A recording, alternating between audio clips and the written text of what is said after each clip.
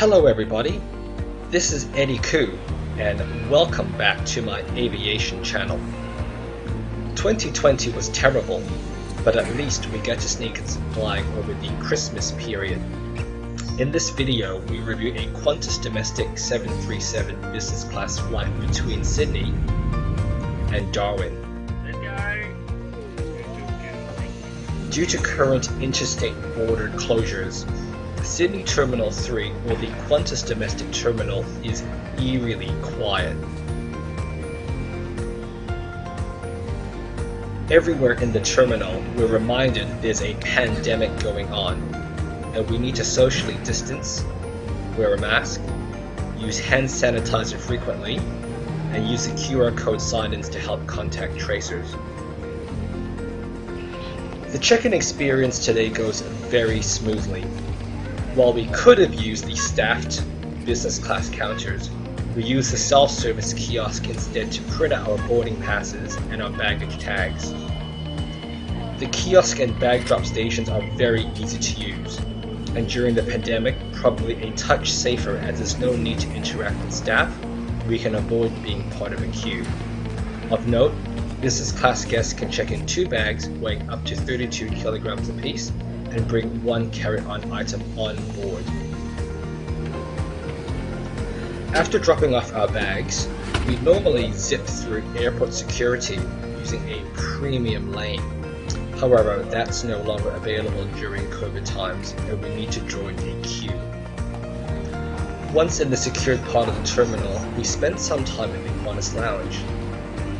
While a handful of lounges are still shut due to the pandemic, fortunately both the Qantas Club and Domestic Business Lounge have reopened in Sydney. The experience in the Domestic Business Lounge is surprisingly better during COVID.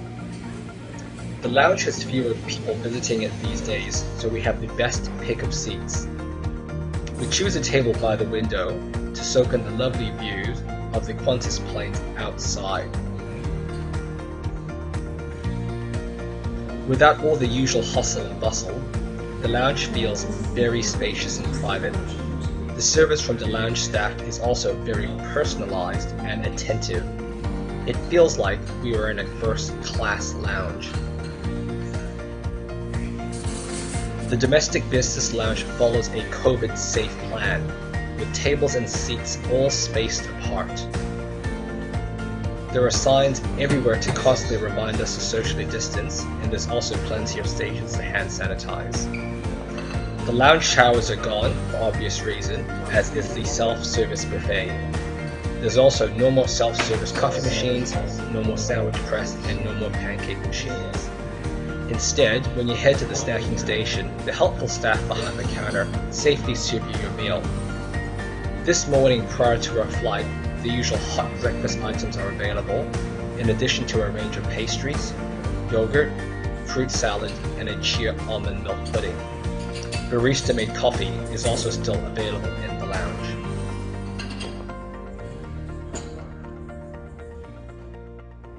It's finally time to make the long walk to Gate 12. When we arrive at the gate, boarding for Flight 840 to Darwin is well underway. While there's a priority line for business class passengers, there's no point using it as the general queue is already pretty short.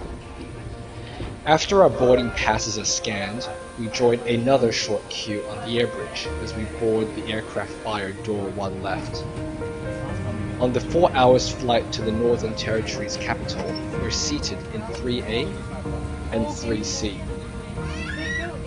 The domestic business class cabin on the 737 has 12 of these recliner seats, which are laid out in a 2-2 configuration over 3 rows. The comfortably padded seat has a width of 56 centimeters and a pitch of 94 centimeters. There are 2 variants of the seat in service. You'll notice on the returning flight from Darwin, the seats do look a bit different. As we settle into our seat, I take a look at the Fly Well pack that can be picked up at the boarding gate. To stay COVID safe during the flight, we're given a mask to wear, and some disinfectant wipes to clean our seats.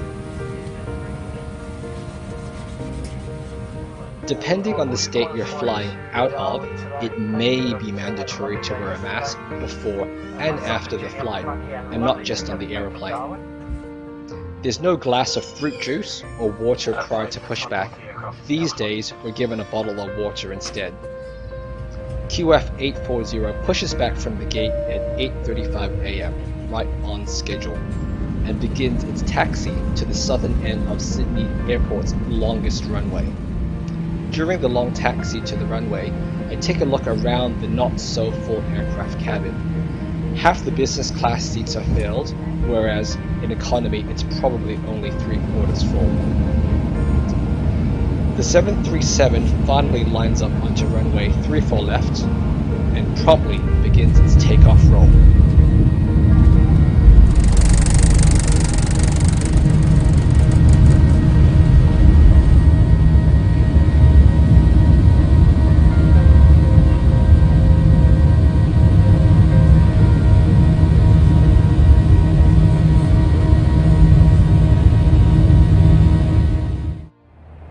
As we climb to cruising altitude, I take a closer look at the business class seat.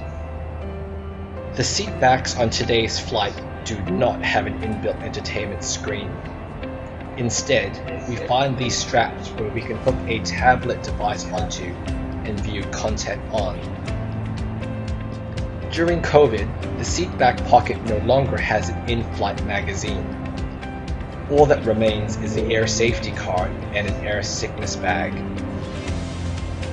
The console between our seats has an oversized armrest, buttons to control a non-existent entertainment system, a cocktail table, buttons to control the seat's position, and a headphone socket.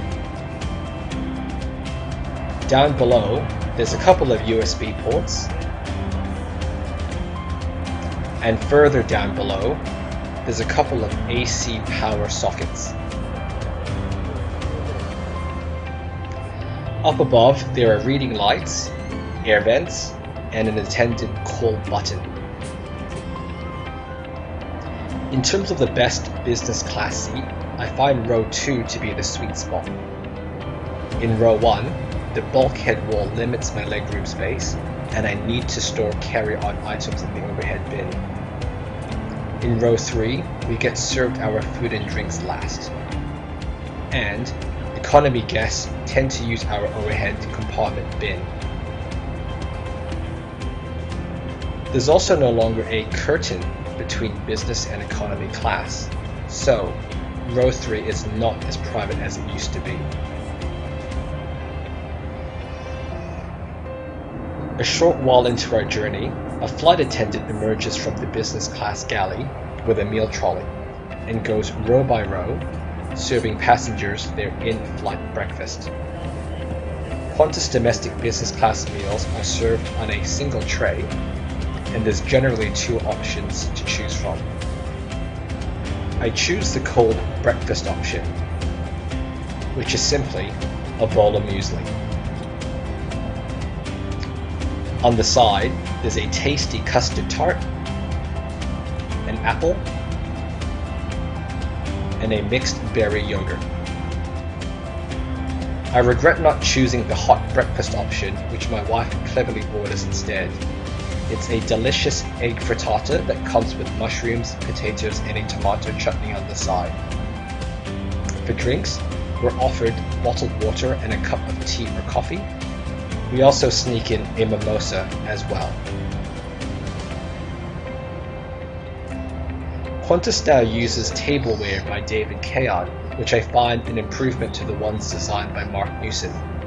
Not only are they lighter and easier to handle, I find them more pleasing aesthetically as well. After the meal service, I get comfortable in my seat by reclining it, deploying the leg rest, and extending the footrest as well. The lumbar support can be adjusted to your liking, as can the headrest supports.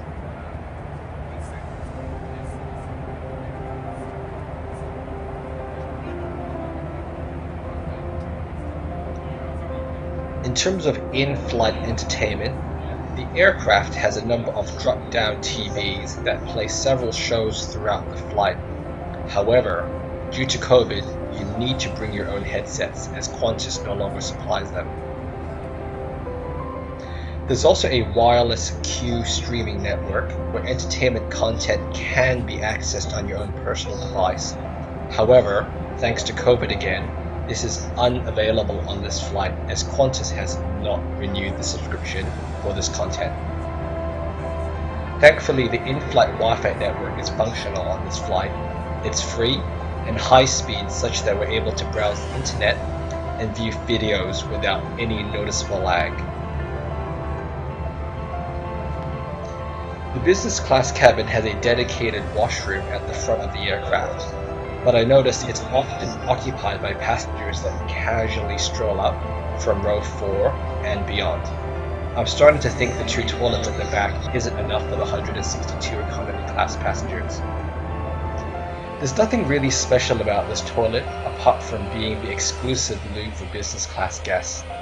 On the return flight from Darwin, the flight attendants guard it well and keep economy passengers behind the 3rd row. 30 minutes prior to landing, we're offered some drinks and a light snack. The snacks consist of a packet of almonds and pretzels, a tasty Byron Bay cookie, and a Lindt chocolate bowl. Shortly after 11 AM, QF840 descends below cloud level and makes a slight left turn over Howard Springs to line up with the approach to runway 29 at Darwin Airport.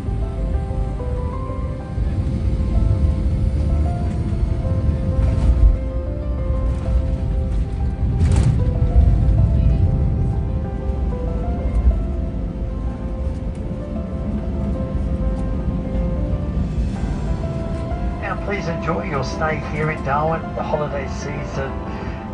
Play nicely with the crocodiles if that's what you're going to be doing as well. And we look forward to seeing you. If we don't see you in the new year, have a great new year with your family and friends and the rest of the festival season.